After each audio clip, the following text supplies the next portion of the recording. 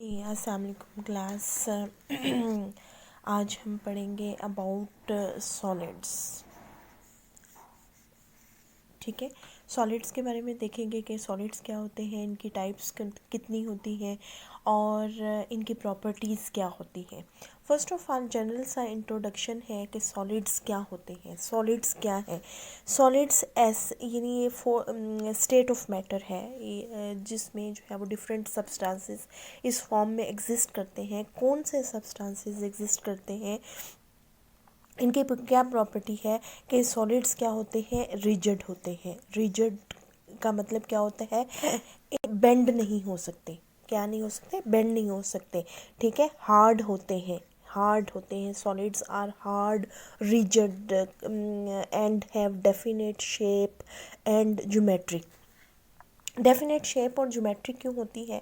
हमने जो है वो पढ़ते आए हैं कि सॉलिड्स में क्या होता है, एक ख़ास तरतीब होती है। इंटरमालिकुलर डिस्टेंस कम होता है। इंटरमालिकुलर डिस्टेंस कम होने की वजह से इंटरमालिकुलर फोर्सेस क्या होती हैं, ज़्यादा होती हैं। अब इंटरमालिकुलर फोर्सेस ज़्यादा होने की वजह से क्या होता है कि वो ट्रांसलेटरी मोशन यानी वो रेंडमली मूव नहीं कर सकते हैं। वो क्या करते हैं, just vibratory motion to and fro, यानी एक ही पोजीशन में रह के जो है वो वाइब्रेट करते हैं। इस तरह से मोशन शो नहीं करते हैं कि ये इस पॉइंट से लेके इस पॉइंट तक मूव कर जाए। इसको क्या कहा जाता है? ट्रांसलेटरी मोशन कहा जाता है। ठीक है, ये ट्रांसलेटरी मोशन शो नहीं करते। सॉलिड्स क्या है? रिजिड है, हार्ड है और इनकी डेफिनेट शेप होती है, डेफिनेट वॉल्यूम होता है। इनमें पार्टिकल्स टाइटली क्लोजली पैक्ड होते हैं और इंटरमॉलिक्यूलर डिस्टेंस कम होता है और मूव नहीं कर सकते। क्यों? इंटरमॉलिक्यूलर डिस्टेंस कम होने की वजह से इंटरमॉलिक्यूलर फोर्सेस या आप कह लें कोहेसिव फोर्सेस। कोहेसिव फोर्सेस का मतलब क्या है कि जो सेम एटम्स, आयंस, मॉलिक्यूल्स के दरमियान, सेम पार्टिकल्स के दरमियान पाई जाए, उनको क्या कहा जाता है? जो यानी सॉलिड सॉलिड के दरमियान होंगी, लिक्विड लिक्विड के दरमियान होंगी, उनको क्या कहा जाएगा? इंटर कोहेसिव फोर्सेस कहा जाएगा। नो कम्स जो है वो towards types of solids. Types of solids में जो है वो there are two types of solids. Types of solids, types of solid में फर्स्ट वन जो है वो कौन सी है?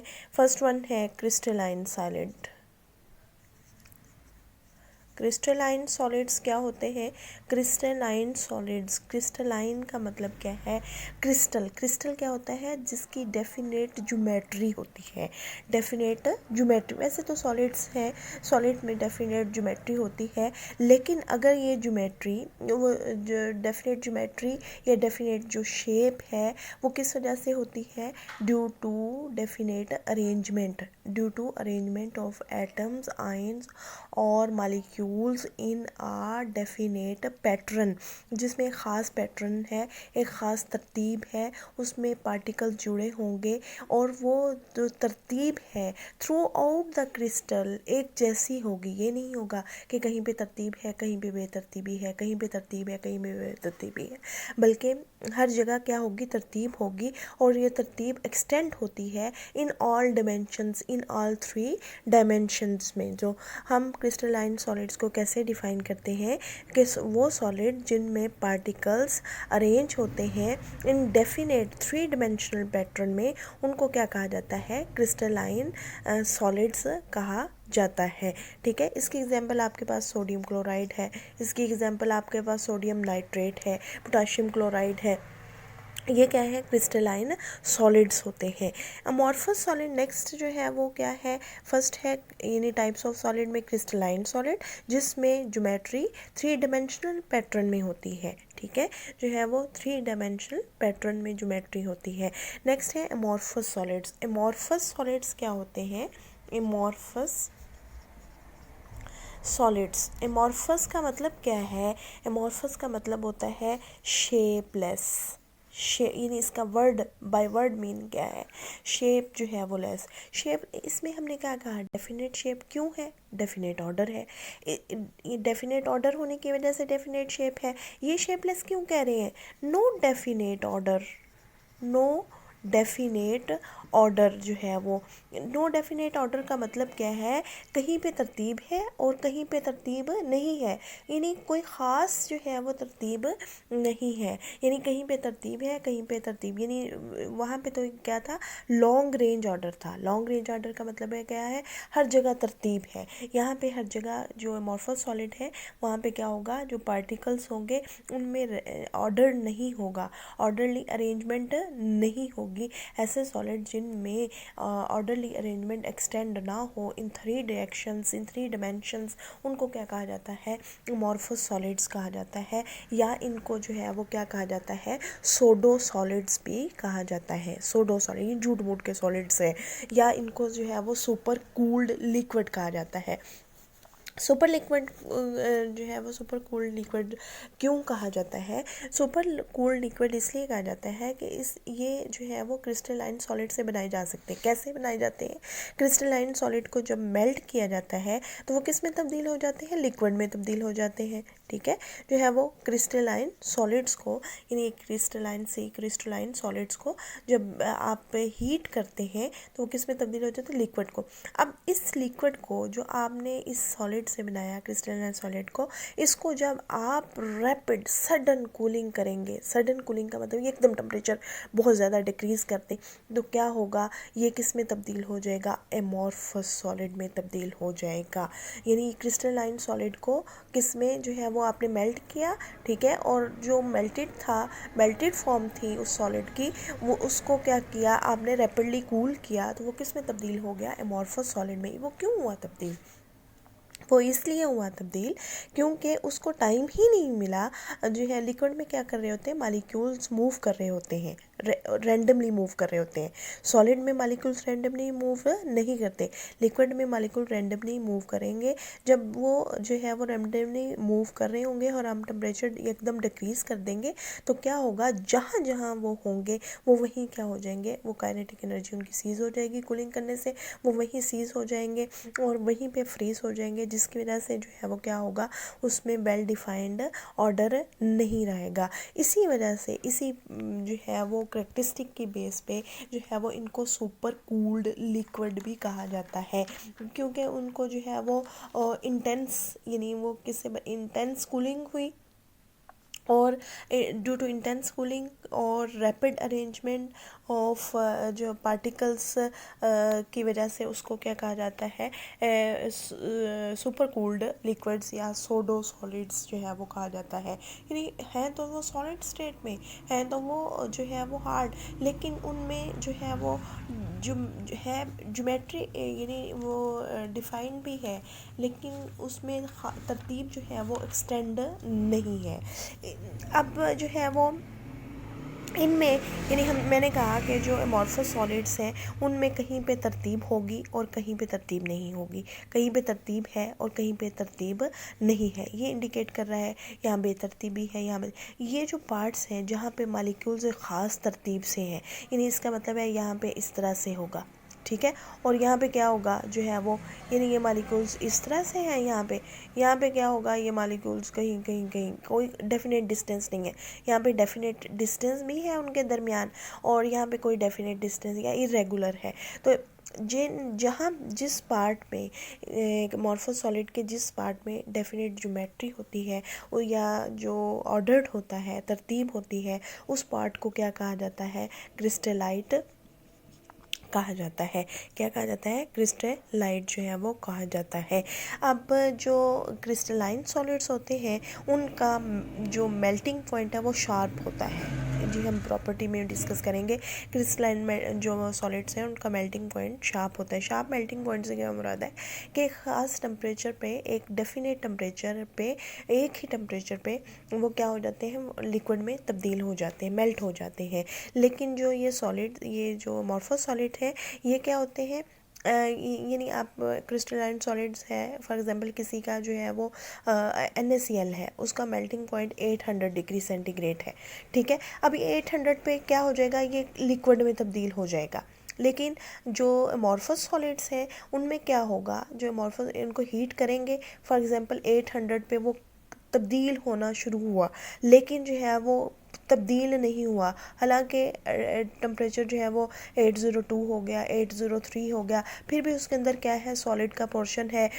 तो 810 पे जो है वो क्या हुआ, वो फुली क्या हो गया, मेल्ट हो गया। अब यानी ये जो है वो टेम्परेचर चेंजेस आ रही हैं, लेकिन उसके स्टेट में इतनी रैपिडली चेंज नहीं आ रहा। यहाँ पे क्या होगा, अगर 800 डिग्री सेंटीग्रेड मेल्टिंग पॉइंट है, शार्प मेल्टिंग पॉइंट से मुराद है कि 800 पे क्या हो जाएगा, वो फ़ौरन सारा का सारा जो है वो किस में तब्दील हो जाएगा, लिक्विड में तब्दील हो जाएगा। इसको क्या कहा जाता है, शार्प मेल्टिंग पॉइंट। और इन ये जो यानी सीरीज़ ऑफ चेंजेस लेता है जो है वो चेंज होने के लिए, टेम्परेचर यानी जो है वो चेंज हो रहा है लेकिन स्टेट में इतना डिफरेंस नहीं आ रहा है, तो इसको कहा जाता है कि इसका मेल्टिंग पॉइंट शार्प नहीं है जो है वो। उसका मेल्टिंग पॉइंट शार्प इसीलिए होता है कि उसमें ऑर्डर्ड होता है, और इसका मेल्टिंग पॉइंट शार्प इसीलिए नहीं होता कि इसमें ऑर्डर्ड नहीं होता। इसकी एग्जांपल, अमॉर्फस सॉलिड की एग्जांपल कौन सी है, ग्लास है, रबर है, ठीक है, जो है वो ग्लू है, ये क्या है, इनकी जो है वो एग्जांपल्स हैं, ठीक है, जो है वो। इसी तरह जब आप कह रहे हैं कि डेफिनेट हीट ऑफ फ्यूजन, ये डेफिनेट टेम्परेचर नहीं होता, इसी तरह जो है वो इनकी डेफिनेट हीट ऑफ फ्यूजन, अब 800 पे भी क्या हीट ऑफ फ्यूजन क्या थी, कि वो टेम्परेचर जहाँ पे मेल्ट होता है। अब ये जो है वो 800 पे अभी मेल्ट होना स्टार्ट, 802 पे भी वही स्टेट है, 803 पे भी वही स्टेट है, 810 पे क्या हो गया है, वो मेल्ट हो गया। ये नहीं जो है वो क्या हो रहा है कि वो जो है वो फ़ौरन जो है वो मेल्ट नहीं, वो उसकी कोई हम बाकायदा नहीं वो 802 हीट ऑफ फ्यूजन ये भी कह सकते हैं, 803 भी कह सकते हैं, इनडेफिनेट नहीं है, ठीक है। इसमें हार्ड तो होते हैं, ये हार्डनेस जो है वो होती है, लेकिन इलास्टिसिटी, जैसे रबर है, इसकी क्या प्रॉपर्टी है कि इसमें इलास्टिसिटी होती है। इलास्टिसिटी का मतलब क्या होता है, जो अगर यानी आपने जो है वो कोई एक्सटर्नल फोर्स अप्लाई की है और एक्सटर्नल फोर्स छोड़ने पे अगर वो वापस अपनी पोजीशन पे आ जाए या अपनी ओरिजिनल पोजीशन रिस्टोर कर ले, उसको क्या, इस प्रॉपर्टी को क्या कहा जाता है, restore its original shape after applying, after removing stress, ठीक है, जो है वो इसको इलास्टिसिटी कहा जाता है। ये जो अमॉर्फस ये होते हैं सॉलिड्स, ये आइसोट्रॉपिक होते हैं। आइसोट्रॉपी और एनिसोट्रॉपी हम बाद में डिस्कस करेंगे, और इनकी कोई फिक्स ज्योमेट्रिकल शेप नहीं होती है। इसमें से क्वेश्चन होता है, what is difference between amorphous and crystalline solids and why जो है वो amorphous solids are known as super cooled liquid. ये जो है वो पेपर में क्वेश्चन जो है वो आते होते हैं, ठीक है। एक क्वेश्चन ये है कि vapour pressure of solid is far less than that of liquid. ये तो आपको पता है, वेपर प्रेशर किस पे डिपेंड करता है, इंटरमालिकुलर फोर्सेस पे डिपेंड करता है। चूँकि सॉलिड में इंटरमालिकुलर फोर्सेस बहुत ज़्यादा है as compare to liquid, that's why जो है वो उसका वेपर प्रेशर क्या होगा, कम होगा एज़ कम्पेयर टू लिक्विड्स जो है वो कम होगा। और क्रिस्टलाइट्स में और क्रिस्टलाइन सॉलिड में क्या फ़र्क है कि क्रिस्टलाइन सॉलिड तो वो सब्सटेंसेस हैं जिनमें पार्टिकल्स अरेंज होते हैं 3 डिमेंशनल ऑर्डर में, और जो क्रिस्टलाइट क्या है, वो पार्ट हैं किसके, जो रीजन्स हैं, स्मॉल रीजन्स किसके, अमॉर्फस सॉलिड के, जहाँ पे तरतीब होती है उसको, उनको क्या कहा जाता है, क्रिस्टलाइट्स कहा जाता है। Know comes toward properties of crystalline solids. Crystalline solids की क्या प्रॉपर्टीज़ हैं। प्रॉपर्टीज़ ऑफ क्रिस्टलाइन सॉलिड्स में सबसे पहले आता है ज्योमेट्रिकल शेप। ज्योमेट्रिकल शेप जो है वो आती है। ज्योमेट्रिकल शेप में क्या है कि जो है वो जो क्रिस्टलाइन सॉलिड्स होते हैं उनकी एक ख़ास डेफिनेट शेप होती है, एक ख़ास शेप होती है। वो शेप जो है वो क्यों होती है, due to definite arrangement of atoms, ion और मॉलिक्यूल 3 डिमेंशनल फेस में। जो है वो शेप का मतलब क्या है, जो है वो ज्योमेट्रिकल शेप का मतलब है कि ऑर्डर्ड में होते हैं पार्टिकल्स, और दूसरा जो एंगल्स हैं, एंगल्स कौन से, interfacial angle. Interfacial angle, interfacial angle का मतलब क्या है, जो फेसिस के दरमियान एंगल्स होते हैं। फेसिस के दरमियान एंगल, फॉर एग्जांपल आपके पास ये कोई जो है वो क्रिस्टल है, ये जो है वो उसकी शेप है, ठीक है, ये जो है वो ये क्रिस्टल है, ठीक है। इसके ये चीज़ है, ये सामने वाली ये क्या है, इसकी फेस है। ये ऊपर वाली क्या है, इसकी फेस है। और ये जो एंगल है, ये एंगल है, ये एंगल है, ये इसको क्या कहेंगे, इंटरफेशियल एंगल जो है वो कहेंगे। अब जो इंटरफेशियल एंगल्स हैं वो क्या रहते हैं, सेम रहते हैं। चाहे हम उसको जो है वो इस बड़ी क्रिस्टल को छोटे छोटे पीसेस में ग्राइंड कर दें, पाउडर फॉर्म में कर दें, ये क्या रहेंगे, एंगल सेम रहेंगे। दूसरी प्रॉपर्टी इसकी जो है वो क्या है, इसका क्या होता है, दूसरी प्रॉपर्टी में मेल्टिंग पॉइंट। मेल्टिंग पॉइंट क्या होता है, शार्प मेल्टिंग पॉइंट होता है। उसी वजह से ये क्या, और ये melting point, sharp melting point characteristic होता है सॉलिड का, और इसी वजह से इनको आप क्या कर सकते हैं, आइडेंटिफाई कर सकते हैं। थर्ड प्रॉपर्टी है क्लीवेज प्लेन्स। क्लीवेज प्लेन से क्या मुराद है, क्लीवेज का मतलब क्या है, ब्रेक डाउन ऑफ क्रिस्टल, यानी क्रिस्टल को जो बड़े पार्ट्स हैं, बड़ी क्रिस्टल को छोटे छोटे आइडेंटिकल पार्ट्स में तोड़ना, इसको क्या कहा जाता है, आइडेंटिकल, सिमिलर, यानी वो बड़े से मिलते जुलते हों, उसमें तोड़ना क्या कहलाता है, क्लीवेज कहलाता है। बाय अप्लाइंग एक्सटर्नल प्रेशर, यानी जब आप एक्सटर्नल फोर्स अप्लाई करते हैं, प्रेशर अप्लाई करते हैं, एक बड़ी क्रिस्टल है उसको छोटे छोटे पीसेस में ब्रेक करने के लिए, और वो ये जो पीसेस हैं ये आइडेंटिकल हों इससे बड़े से, में जो है वो इसको क्या कहेंगे, क्लीवेज, इसको तोड़ना जो है वो कहेंगे।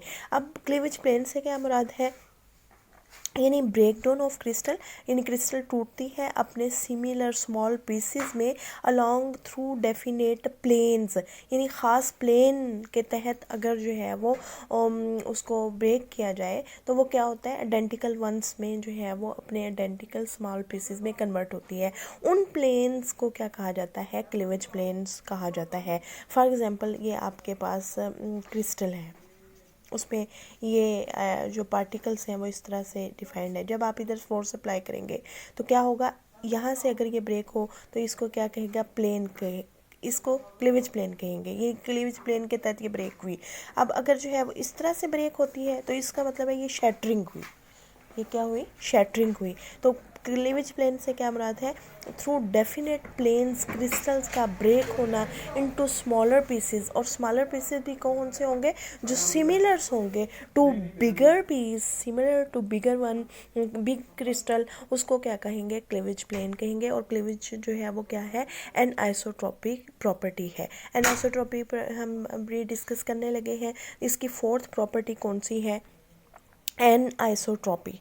एन आइसोट्रॉपी जो है वो एक हमने पढ़ा था कि जो अमॉर्फस सॉलिड्स है वो आइसोट्रॉपिक बिहेवियर शो करते हैं, और ये है एन आइसोट्रॉपी। एन आइसोट्रॉपी क्या है, जिस कोई भी प्रॉपर्टी जिसकी वैल्यू किस पे डिपेंड करती है, जिसकी इंटेंसिटी किस पे डिपेंड करती है, डायरेक्शन पे डिपेंड करती है, यानी direction dependent property, direction dependent जो प्रॉपर्टी है उसको क्या कहेंगे, उस बिहेवियर को, डायरेक्शन डिपेंडेंट प्रॉपर्टी को क्या कहेंगे, एनिसोट्रॉपी। यानी ये प्रॉपर्टी जिसकी डायरेक्शन, जिसकी इंटेंसिटी, जिसकी वैल्यू डिपेंड किस पे करती है, डायरेक्शन पे करती है, उस प्रॉपर्टी को क्या कहा जाता है, उस बिहेवियर को क्या कहा जाता है, एनिसोट्रॉपी जो है वो कहा जाता है। यानी ऐसी प्रॉपर्टी जो डिपेंड किस पे करती है, डायरेक्शन में। कौन कौन सी है, जैसे हमने पढ़ा क्लीवेज प्लेन्स। क्लीवेज जो है वो क्या है, क्लीवेज एनिसोट्रॉपिक बिहेवियर है। कंडक्टेंस जो है वो क्या है, anisotropic behaviour. Electrical conductance, anisotropic, electrical conductance से क्या मुराद है, यानी इलेक्ट्रिक सिटी कंडक्ट करना, इलेक्ट्रॉन जो है वो मूव करवाना, इलेक्ट्रिसिटी पास करवाना। थर्ड जो है वो रिफ्रैक्टिव इंडेक्स है। रिफ्रैक्टिव जो है वो इंडेक्स, इसी तरह जो है वो thermal expansion, coefficient of thermal expansion भी एनिसोट्रॉपिक बिहेवियर है। इसकी एग्जांपल देखें, ग्रेफाइट है। ग्रेफाइट आपको पता होगा, जिससे वो कार्बन पेंसिल्स में जो सिक्का इस्तेमाल होता है उसमें ग्रेफाइट जो है वो इस्तेमाल होता है। ग्रेफाइट के रॉड्स इलेक्ट्रिसिटी में इलेक्ट्रोलाइटिक प्रोसेसेस में इस्तेमाल होते हैं। अब जो ग्रेफाइट है कार्बन की एलोट्रोपिक फॉर्म है क्या, जो ग्रेफाइट है, ठीक है। अब ग्रेफाइट जो है वो फॉर एग्जांपल इस तरह ये रॉड लाइक है।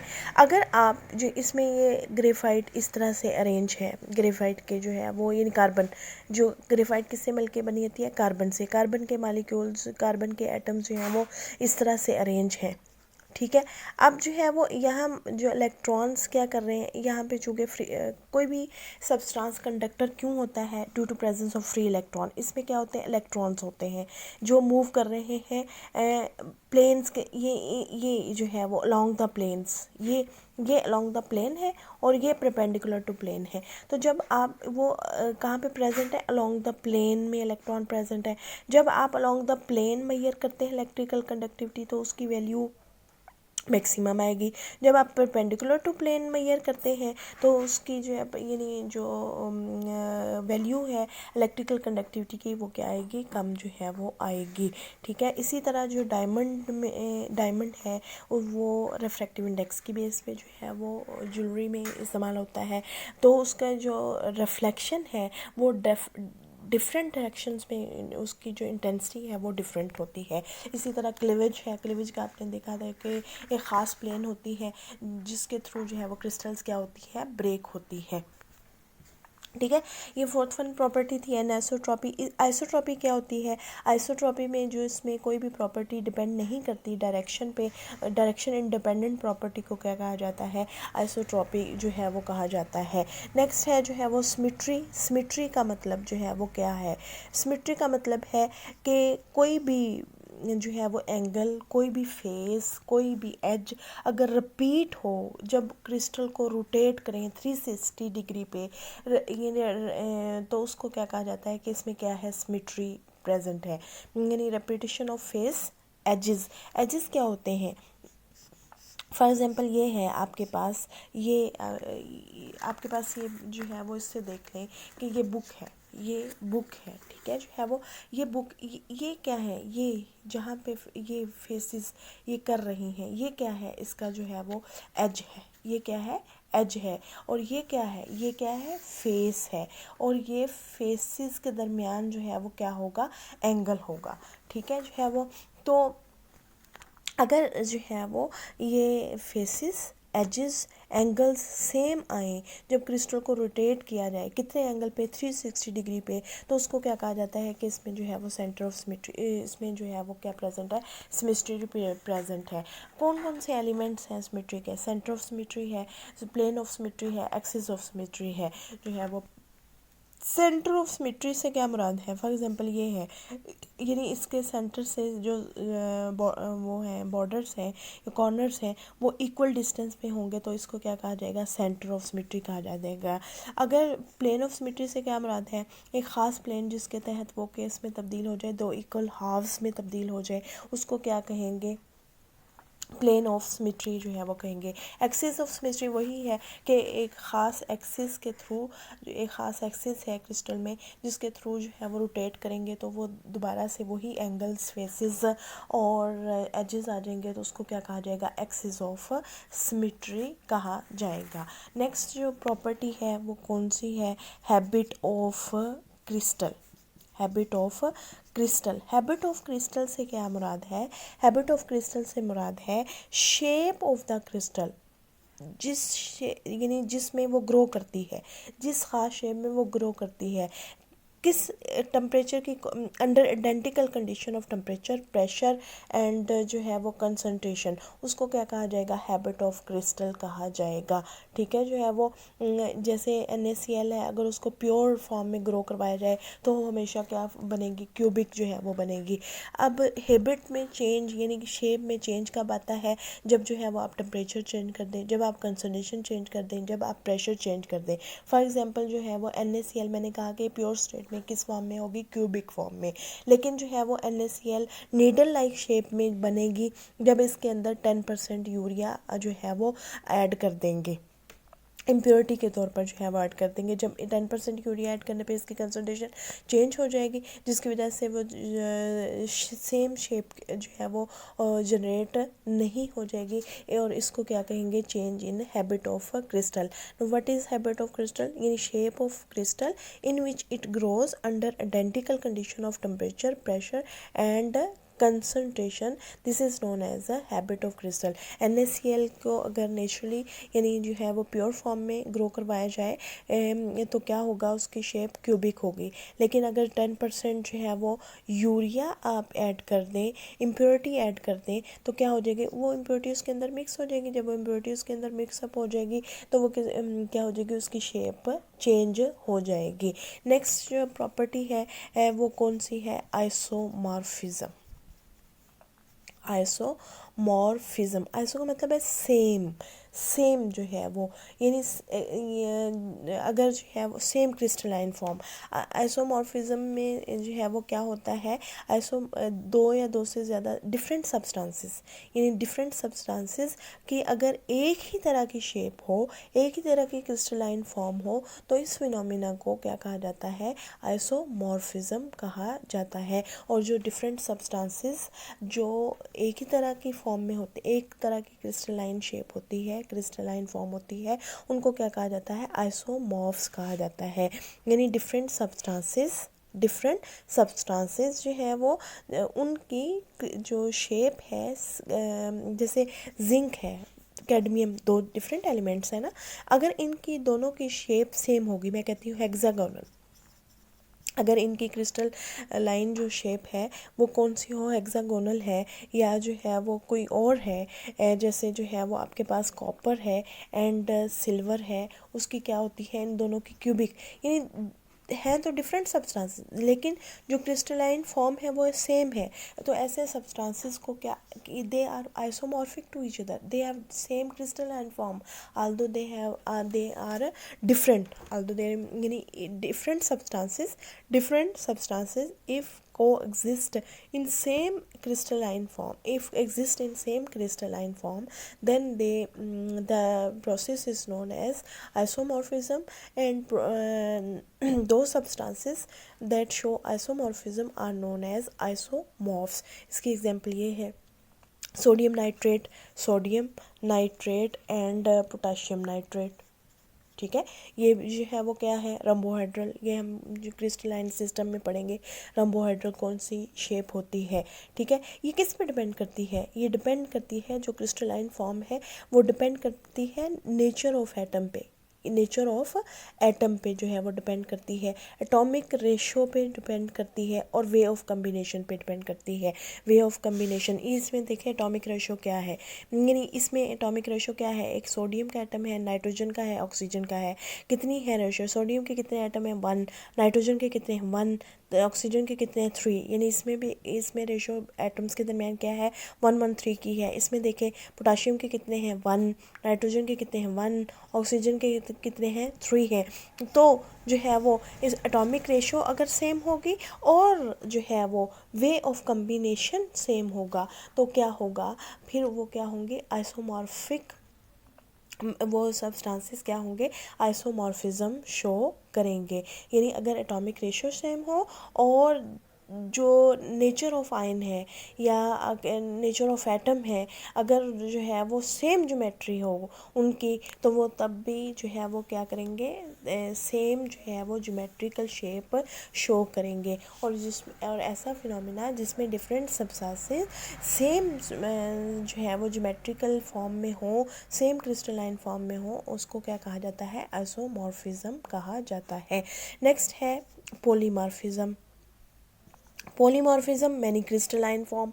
ठीक है, मैनी क्रिस्टलाइन, पॉली का मतलब है मैनी, मॉर्फिज्म क्रिस्टलाइन फॉर्म जो है वो, अगर एक सब्सटेंस, एक कंपाउंड, यहाँ पे सब्सटेंस नहीं, यहाँ पे क्या है कंपाउंड, वहाँ पे सब्सटेंस था, वहाँ एलिमेंट और कंपाउंड, यहाँ पे अगर एक कंपाउंड जो है वो मैनी, एक ही कंपाउंड है, एक चीज़ है, एक सब्सटेंस है, एक सॉलिड है, लेकिन वो डिफरेंट उसकी क्या आ रही है, क्रिस्टलाइन फॉर्म्स आ रही हैं, यानी existence of same compound in different crystalline form, this is known as polymorphism.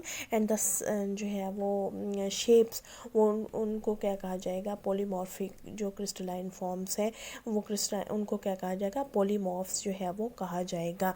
अब चूँकि उसकी केमिस्ट्री सेम है, केमिकल नेचर सेम है, जो पॉलीमॉर्फिक जो सब्सटेंसेस होते हैं उनको जो है वो उनकी केमिकल कंपोजिशन क्या है, सेम है, लेकिन जो है वो अरेंजमेंट क्या होती है, यानी वो डिफरेंट शेप क्यों आ रही है, डिफरेंट शेप मैंने शेप किस पे डिपेंड करती है, ऑर्डर पे डिपेंड करती है, अरेंजमेंट पे डिपेंड करती है, अरेंजमेंट ऑफ पार्टिकल्स पे डिपेंड करती है। इसका मतलब है कंपाउंड में जो एटम्स हैं वो तो सेम है, लेकिन जो अरेंजमेंट है, जो ऑर्डर है, जो अरेंजमेंट है, वो क्या हो रही है, डिफरेंट हो रही है। अब केमिकल जो नेचर है वो डिपेंड किस पे करती है, एटम्स पे डिपेंड करती, कौन से एटम प्रेजेंट है, तो इसका मतलब है उसकी केमिकल प्रॉपर्टीज़ क्या होंगी, सेम होंगी, और फिज़िकल प्रॉपर्टीज़ डिफरेंट होंगी, क्योंकि फिज़िकल प्रॉपर्टीज़ किस पे डिपेंड करती हैं, अरेंजमेंट पे, स्ट्रक्चर पे जो है वो डिपेंड करती हैं। ठीक है, इसकी एग्जांपल जो है वो आप की बुक में दी हुई है, जैसे कैल्शियम कार्बोनेट है, वो किस में जो है वो होता है, आर्थोरम्बिक में भी होता है, रंबोहेड्रल में भी होता है। इसी तरह जो है वो सिल्वर नाइट्रेट है, वो किस में होता है, रंबोहेड्रल में भी और आर्थोरोम्बिक में भी जो है वो होता है। ठीक है, जो है वो नेक्स्ट है एलोट्रॉपी। एलोट्रॉपी आपने पहले भी जो है वो पढ़ा होगा।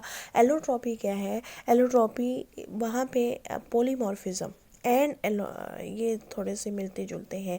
पॉलीमॉर्फिज्म में क्या है, कंपाउंड, एक compound more than crystalline form में एग्जिस्ट कर रहा है, और एलोट्रॉपी में क्या है, एलिमेंट, एग्जिस्टेंस ऑफ एलिमेंट, यहाँ पे था कंपाउंड जैसे कैल्शियम कार्बोनेट है, बट हेयर एलिमेंट जैसे सल्फर है, कार्बन है, ये एलिमेंट है, तो existence of element in more than one crystalline form, this is known as allotropy. और वो जो क्रिस्टलाइन फॉर्म्स हैं उनको क्या कहा जाएगा, एलोट्रॉपिक फॉर्म्स कहा जाएगा या एलोट्रॉप्स कहा जाएगा। एलोट्रॉप्स भी उनकी केमिकल प्रॉपर्टीज सेम होती हैं, क्योंकि वो सेम एटम से मिलकर बनी होती हैं, और जो फिजिकल प्रॉपर्टीज़ हैं वो डिफरेंट होती हैं, क्योंकि उनमें अरेंजमेंट क्या होती है, डिफरेंट। वो डिफरेंट क्यों होती है, अरेंजमेंट डिफरेंट होने की वजह से डिफरेंट स्ट्रक्चर्स हुए, अराइज हुए, उस वजह से क्या होता है, वो उनकी फिजिकल प्रॉपर्टीज़ क्या करती हैं, डिफरेंट होती हैं। इसकी एग्जांपल कार्बन है।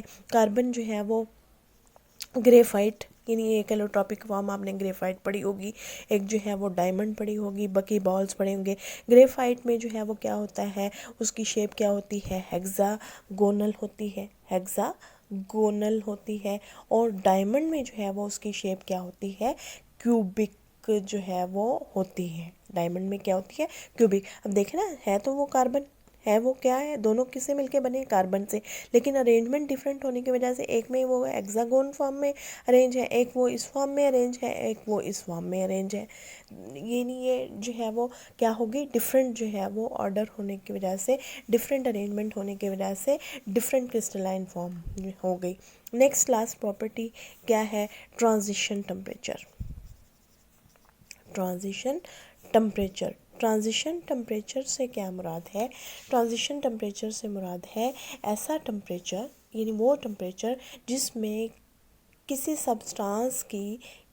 सब्सटेंस की कंपाउंड है या एलिमेंट है, उसकी दोनों यानी दो crystalline form at the same time exist करें, उसको क्या कहा जाता है, ट्रांजिशन टेम्परेचर कहा जाता है।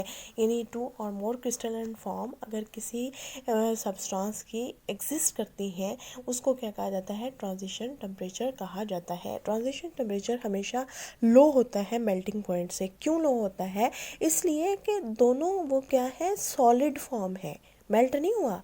मेल्टिंग पॉइंट क्या होता है, जहाँ पे मेल्ट हो जाता है, लिक्विड में तब्दील हो जाता है सॉलिड।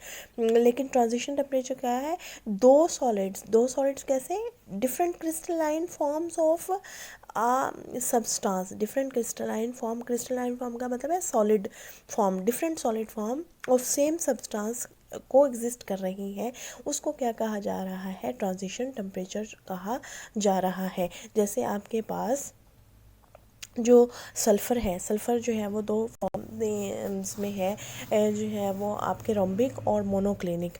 जो रोम्बिक सल्फ़र है, रोम्बिक सल्फ़र जो है वो को एग्जिस्ट कहाँ पे करती है, उसका ट्रांजिशन टेम्परेचर क्या है 95.5। जो है वो किसके साथ को एग्जिस्ट करती है, मोनोक्लिनिक सल्फ़र के साथ जो है वो एग्जिस्ट करती है। इसी तरह ग्रे टिन है, वाइट टिन के साथ जो है वो 13.2 पे जो है वो एग्जिस्ट करती है। सोडियम सल्फेट है हाइड्रेटेड फॉर्म, और एक हाइड्रस फॉर्म है वो 32.38 पे जो है वो एग्जिस्ट करती है। ठीक है, इसमें से क्वेश्चंस आते हैं, एक्सप्लेनेशन आती है कि डिफरेंट प्रॉपर्टीज़ को एक्सप्लेन करें, डिफ़ाइन करें जो है वो, या आता है how polymorphism and allotropy related with each other, give example. Polymorphism क्या है, existence of compound in more than one crystalline form, जबकि एलोट्रॉपी क्या है, existence of an element in more than one crystalline form जो है वो। इसी तरह जो है वो cleavage of crystal is an anisotropic behaviour, यानी कि एनआइसोट्रॉपिक, इसको एक्सप्लेन करें। हमें पता है क्लीवेज जो है वो एक ख़ास प्लेन में होती है, ख़ास प्लेन ख़ास डायरेक्शन में, तो सो डायरेक्शन डिपेंडेंट है, तो इस वजह से हम कहते हैं कि ये क्या है, एनआइसोट्रॉपिक बिहेवियर है।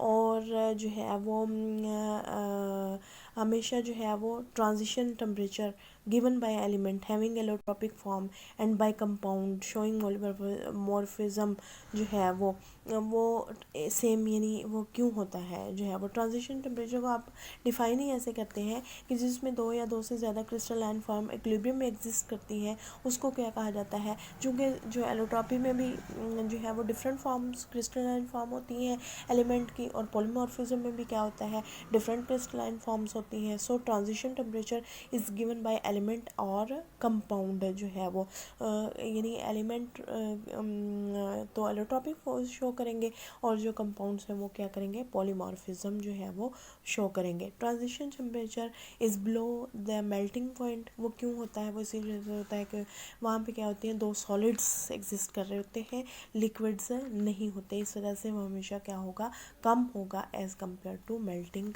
पॉइंट। ये था जी हमारे आज का लेक्चर।